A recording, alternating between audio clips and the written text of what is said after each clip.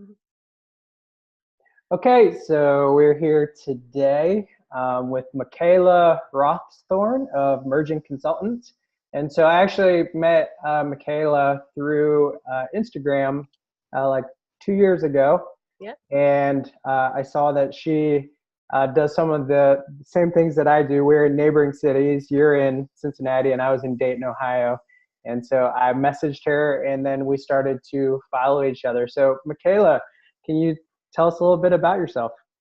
Yeah, sure. So, as you mentioned, I'm in Cincinnati. I was born and raised here, but did get some time out to see the world. And during that time, I kind of got to understand that I needed some kind of flexible working arrangement and that I write really well. And so I started doing that, and I've been writing for about 10 years professionally, but only recently kind of created my own business and have really been rocking for a couple of years and loving every minute of it. Nice. Are there like different industries that you focus on at all, or different niche markets, or pretty much anyone who needs content? Yeah, it is pretty much anyone who needs content, but I would say that my specialty is kind of taking kind of complex and technical stuff and making it less so, making boring content engaging. So a little like for nonprofits, for example, I spend a lot of time helping them use research to kind of articulate their impact, like beyond, this is the number of things that we do. We talk about, okay, because we do these things, this is how the community benefits. And we really kind of back that up with research, academic stuff, and we make that really usable for nonprofits. For Yeah. for-profit companies, I tend to help them kind of articulate their expertise and get them to engage an audience that maybe isn't doing exactly what they do, but they can better explain what it is and why they are the subject matter experts and the go-to people for it. Yeah, I find anytime I read something and there's like a juicy piece of research or numbers that back it, it definitely pops for me. I'm like, oh, that's intriguing. I never knew that. And so it definitely, I'm guessing you find that helps people sell better, right? Yeah, it just lends credibility, and it's nice, particularly if you've got like a third party piece of information there that you're not just saying, hey, we're the best at this, or this, our approach is the right one because we think so. You say, no, this is what data shows. This is what someone from Harvard Business Review said, or this is what an academic researcher said. And it really lends credibility to your story.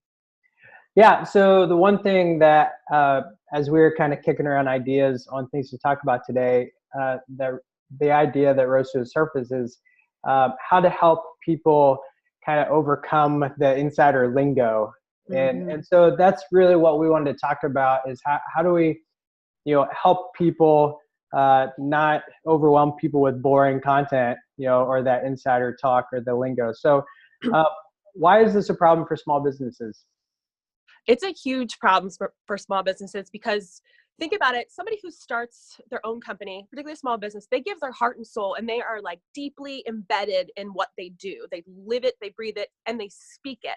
But not everybody else is around them. And we call it the curse of knowledge. They don't understand because they know something so intimately, they forget that other people don't. And they really risk not making a connection with potential customers when they can't get them to connect and to relate to their service offerings. Yeah. Are there any examples or anything that comes to mind that you're like, here's what I've seen, or, off the top of your head, not to put you on the spot? Yeah. Yeah. Well, a good example is a company that I'm working with right now. They are a product management company, and they're awesome. And these women have been putting all, again, their heart and soul into getting this off the ground. And there's a point now where they're kind of evaluating the content that they've put on, say, their website and their communication strategies they have with their clients. And the one thing that they keep saying over and over and over again is product, product, product, product, right? Because they're product managers. But Right. what they're trying to do is help people in the service industry, say maybe marketing firms who are very people, create additional revenue stream by finding something that they can package and sell independently of their service. So those marketing teams aren't thinking about products. They don't make toothpaste and bottle it. They don't make a soft drink. They're really thinking about service. So if we need to find a way to relate to them, we've got to stop saying product because that doesn't mean anything to them. It means nothing. That could be anything.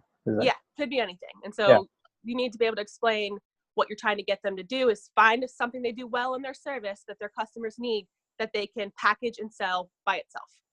Do you find that sometimes people try to be too like gimmicky in their language too. Is like maybe they get vague, like product, product, product. It's like, Right. what does that mean?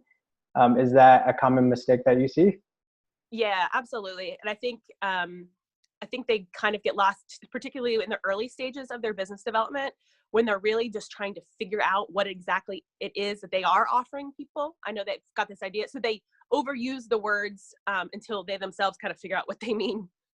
Right. Yeah.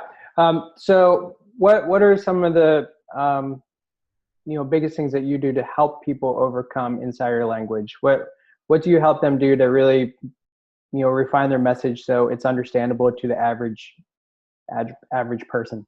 Yeah, so I did a couple of things. One, I try to explain back to them the things that they've told me about what they do in a way that I kind of remove the obvious complexities and the misunderstanding.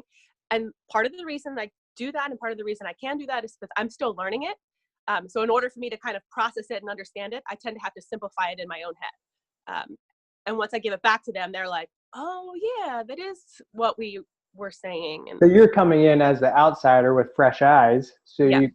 you can almost be their consumer or the person who's interacting with their product Mm-hmm. for the first time, and so you can give them fresh eyes. You don't have the curse of knowledge. That's right. I know nothing. I come Yeah, in with a complete clean slate.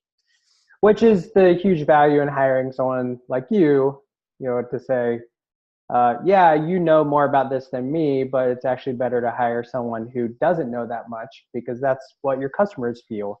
That's right. So I kind of explained it's somebody who's willing to learn and who's invested in it as you are, but not, or invested in your success, but not to the degree that you are, that I can have a safe distance to sort of say, all right, if we step back, this is how we really need to think about things. And again, as I learn, I have to simplify. So I'm going to work with you to get your messages where another outsider can come in and appreciate it and buy the thing that you're offering.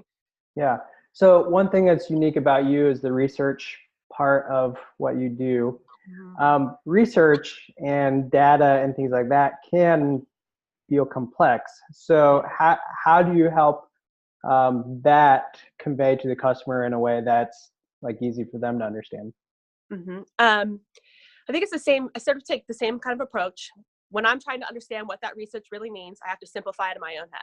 But when I talk about kind of conveying it, even most of the time when I'm trying to explain to my client what this piece of research says and what it means to them, I tend to kind of take a very simplistic approach. And you may have heard this, like trying to explain it to a child. I've got 3 kids. If I can tell them what it means, then the average consumer can probably get it too. Yeah, I think one tip that I got from someone recently, basically they asked, if you're explaining what you do to your next door neighbor, what would you say? And then normally that's like the gold that comes out. It's like, Yeah. we need to put that on your website. We need to, those are the words, Yep. to help Absolutely. people understand. I had an editor once, which is the best thing you could ever have, particularly as a writer, is a really good editor. And I was actually writing a technical report, and I put all this just garbage down, really. And he's reading it, and he said, what did this mean? Explain it to me. And when I stood there and said, oh, it meant blah, blah, blah, he goes, okay, put that down. Because the way I explained it to him verbally was very different than how I wrote it. He's like, just say that. Yeah.